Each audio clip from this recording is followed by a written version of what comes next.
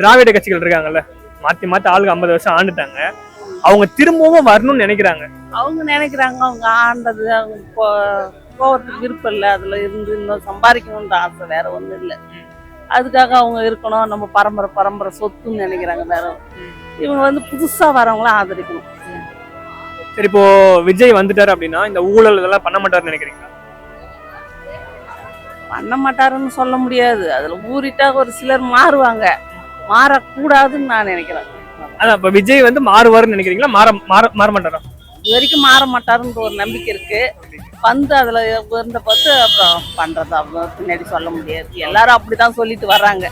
வந்துட்ட பிறகு அவங்க வந்து என்ன பண்றாங்க, நம்ம வந்து சம்பாதிக்கணும் அப்படின்ற மாதிரி போயிடுவாங்க.